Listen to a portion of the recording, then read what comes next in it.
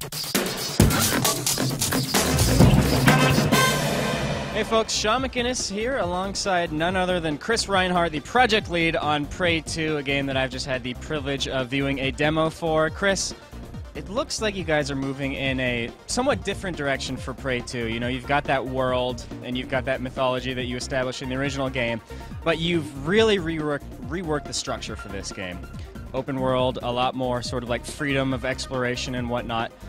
What made you guys decide that this is the type of direction that you want to take the Prey franchise? Well, the big thing we wanted to do is we wanted to explore more parts of the Prey universe and kind of tell more stories in this universe. So while we were going through this, the other thing we wanted to do was we wanted to explore both sides of the Predator-Prey relationship. We wanted the player to be the Predator for a little while. So we created a brand new character by the name of Killian Samuels, who's a U.S. Marshal who finds himself abducted by aliens, and he finds himself on this distant planet known as Exodus.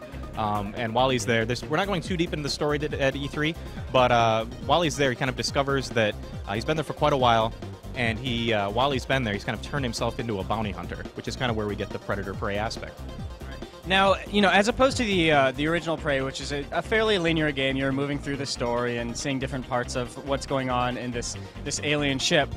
In Prey 2, it seems a lot more fluid. Everything's sort of up to you in terms of like which conflicts you approach, which things you sort of ignore. Can you talk about like the player's impact on the story and the progression, way things unfold? Well, Prey 2 is an open world game, so you kind of go where you want, do what you want. You take whatever jobs you want for the various characters in the world, and kind of your influence on the story overall is kind of the moment-to-moment influence. Like, if I make a choice to kind of screw over my original mission giver, that could have influence on kind of how that mission plays out. The overarching story is still kind of linear in its own way. I mean, we have a story we want to tell, and we're telling that story, but your influence is kind of on the moment-to-moment aspects of the story.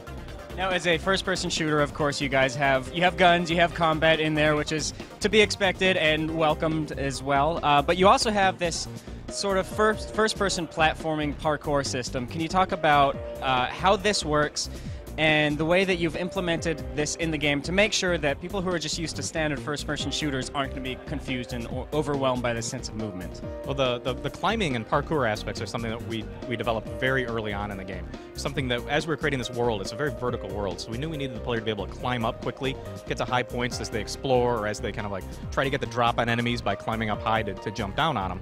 So this was something we built early on. We tried to make it very accessible and easy to use. So we've gone through a lot of iterations on it, and a lot of user testing to make sure it's something that's accessible and easy for people to use. And, you know, speaking of accessibility, the original game was, you know, you had that spirit world when you died, and it was a very forgiving game. It was not what I would call a very punishing game, because when you died, you just sort of immediately came back to life. Is that the sort of thing that you're trying to preserve in Prey 2 in terms of the way that combat works, in terms of the way that the game deals with your death? Well, Deathwalk was a function of Tommy, and since you don't play Tommy in the sequel, you don't have that ability. And also because it's an open-world game, we experimented with the Deathwalk a little bit with a similar system. But really, in the end, what felt the best and worked the best was kind of a checkpoint-based system. So as you're doing a mission, there could be a checkpoint like halfway through. So if I die, you know, I'll go back to that checkpoint and have to kind of replay just a little part of it. We don't make you replay the entire mission, just certain sections of it. So in addition to the demo that you guys showed off here tonight, can you give us a little hint as to what else you can expect from the rest of this game?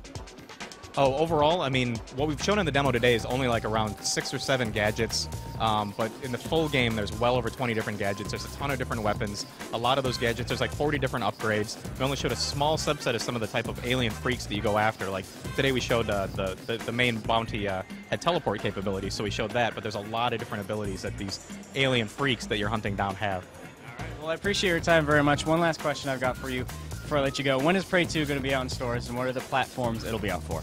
It's going to be out in 2012, and it's coming out for the Xbox 360, PlayStation 3, and PC. Thanks a lot for your time. Thank you.